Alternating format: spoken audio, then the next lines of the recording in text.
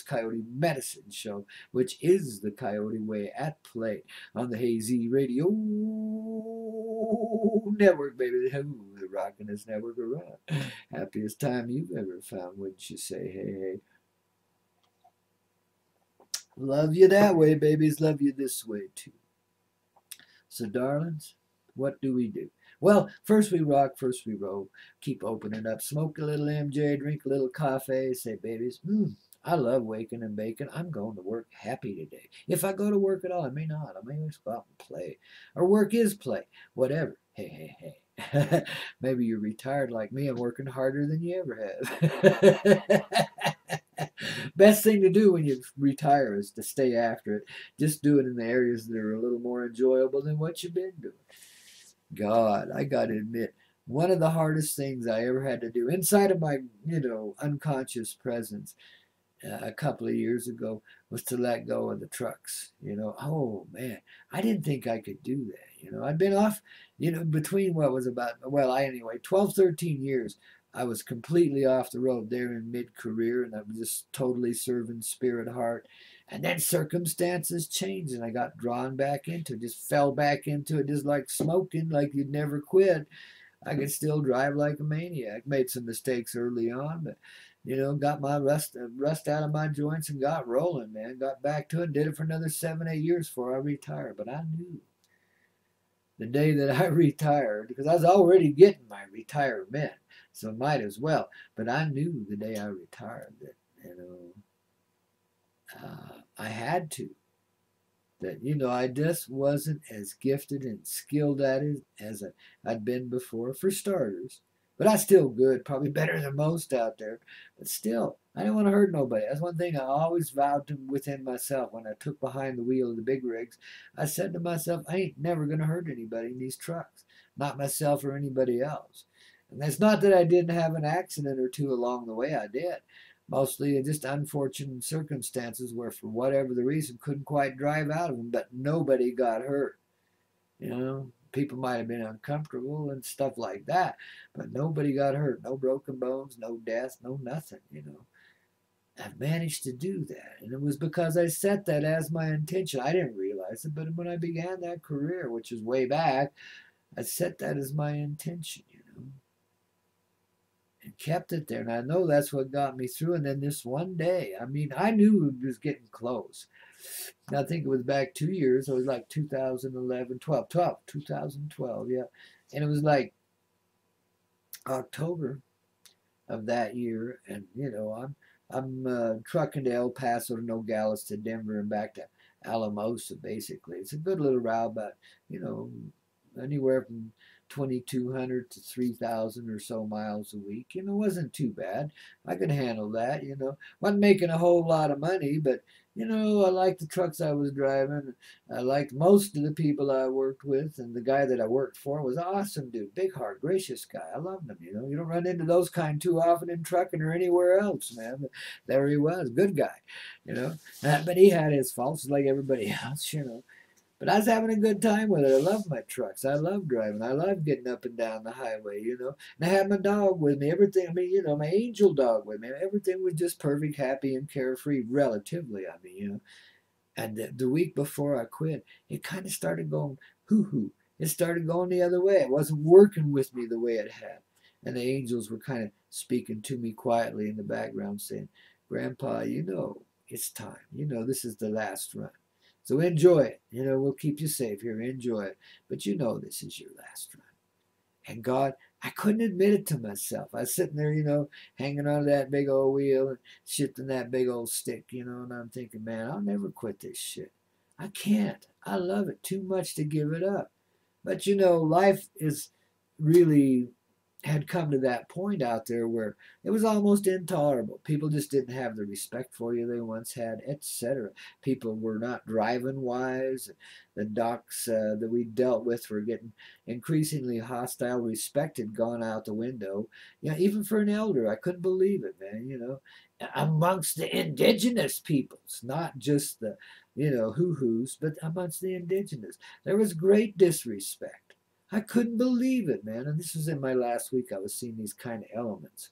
Plus, I could tell that my energies were focused elsewhere, that I really wasn't as focused on the trucking as I would normally be. And that's why I was starting to show these little rusty edges that I'd never seen before, you know. And I've seen a few of those on this trip. As I say, no accidents or nothing like that, but just little incidences that told me it's time to let it go. So I kind of knew when I came back from that run and parked the truck that that was my last time in her. But God, I couldn't tell the boss. I couldn't tell myself. I just couldn't. I had to live with this feeling of, oh, clinging to it, not wanting to let it go, man, because I'd had so goddamn much fun with it. It was a trial. As a, wore me down, made an old man out of me. But look at me, I'm really healthy compared to most truck drivers I know. And I'm after 3 million miles, man. I did it for many years, man. A lot of miles up and down America's highway. So it was really, really, and the law had gone out there, gone totally crazy now, and they would write you up for just about anything. They had no respect either, never did though, really. They were always the robbers, but now they gotten worse, and they had a regulation book that was, 3 miles long that none of them understood, but they could sure write you a ticket for any element in it and could cost you thousands. They were getting serious about logbooks, They could put you in jail for falsifying your logs, and they had ways of tracking you down, if you got to be too big a smartass.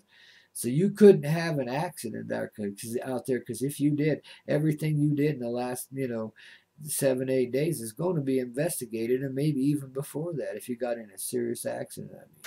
I mean, babies. And you could go to prison if you falsified your logbook, which is a little record you keep of your daily activities of on duty and off duty and unloading and loading and so forth, And there's certain limits and restrictions on the hours in that logbook that you can actually work. But in the old days, we just tossed that, so we called it a comic book. We just tossed that sucker out the window, finished that when we finished the trip, just falsified the whole dang thing.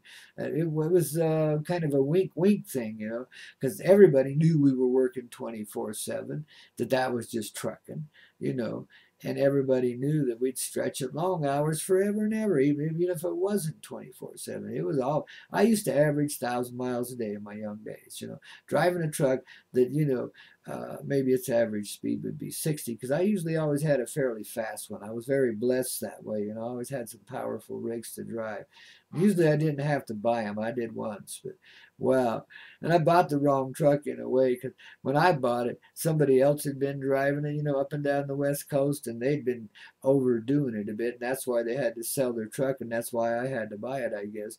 But when I bought it, son of a gun, it was known up and down the West Coast. I couldn't get away with nothing, man. They were watching me. They knew that truck. They knew I could haul what. So there they were behind me saying, "You're not going fast today. Ha, ha, ha, ha, ha." Little game we play out there with CHP every now and then. It's an odd sort of thing. We had an odd relationship with the CHP, but even that had gone south by now. I didn't like going to California anymore. They were all a bunch of goons down there now, jackbooted thugs and then some. They made the cops in Tennessee look innocent. They're nasty. They're terrible out there for the most part. So you see, this is the life I'd lived on and off throughout my life. I'd done a lot of trucking, and I'd really loved it. And I was still, I didn't think I'd gonna be no 60 something and still driving, and I was 65 and still driving, man.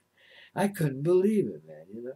And I didn't want to be one of those old timers that caused a major accident, because they stretched the one out too far. But in my heart, I still just love those trucks, even though it's like driving around in a prison, and you're married to that truck more than you are anything else in this life, including your woman, if you have one, and I didn't have one at the time. I'm living alone. But son of a gun is like, well, with my dog, I'm never alone. But son of a gun is like, I was so sentimental about it, and so I really did kind of appreciate that last trip, even though it was a struggle to get through it. And I really did appreciate, the dude that I worked for, and I respected him, and I didn't want to hurt him, and I should have just, when I got home Friday, said, "Well, boss, that's the last time I'm turning the wheel." But it wasn't until Tuesday morning when he called me with a new load, and now he's going to have to go scramble and get another driver real quick. Fortunately, he's got friends, so there would be somebody to cover it. It wasn't like I was leaving him just high and dry. But I let it go right till then, till I finally told him, boss, can't do it no more. I've turned my last wheel. I'm sorry, dude. You may not understand, but he thought I was having a heart attack or something. I wasn't. I was perfectly fine that way. But it was just time to get off the road and get my focus on the highway, if you know what I mean, and get it on. It was 2012, baby. Everybody was talking about it. Everybody thought that was like Y2K in 2000. Everybody thought it was the end of everything, the beginning of everything. Well, it certainly was. Energetically, we made some huge shifts that fall, and I'm damn glad I got off the road and was able to devote some attention and awareness and consciousness to it. Leads to where we are now. Absolutely, all of it fits together perfectly and synchronistically. So my point being, in this life we have the same sentiments as I did for trucks and other things that I don't want to give up. But when the time comes, we will surrender. It's not really a sacrifice. We see it as that. But you know what I saw once I stepped outside the trucks? My grudging slavery within them. I mean, I didn't, even though I'd had a great time out there and everything, it really was slavery from the age of it. Well, I'm not going to say what age, but from a very young age, it really is. You're a slave to that truck and the people that own it or who own the freight, etc. But you're a slave to that whole entire system. And the further on it got in years, the more that became patently obvious. That's why I quit in the early 90s and swore I'd never go back. Stayed off the road for like 13 years till necessity or a seeming necessity, quote, quote, forced me to go back. See, my sentiments, I couldn't let it go. I did the same thing with cigarettes. And I couldn't let them go either. I quit them for 12 years and they came right back to me just like I'd never let them go. You see, there's sentiments in this life. There's attachments to the old ways of doing things that sometimes get in our way. So we're going to be dealing with those here on this Coyote Medicine Show in that Coyote way as we continue on this day. You betcha. Be in here, babies. Be there. Don't be square. Be here. Let it come clear. Yeah, right there from inside of you, because that's what we're here to do, babies. We set each other free as the oracles of the unraveling mystery. Yes, indeed, as we rediscover our true history and know the moment of now for a reality and not a bullshit term that gets tossed around by a whole bunch of flaky new agers. Oh, are we getting it on this morning or what? Here on the Coyote Medicine Show, only on the Hazy Radio Network. You want to hang on just a little bit longer? Miss July be here momentarily. I think it should be about 6-7 minutes she'll be on. But let's just see. We'll roll and flow and take it wherever it wants to go. Here on this Coyote Medicine Show, only on the network called Hazy. Yeah, you betcha. Hazy Radio Network. HazyRadio.com, baby. The happiest little time you've ever had, babies. Right here since you found old granddad with his grandpa. I love y'all, babies. Welcome back to the real life of living from the heart.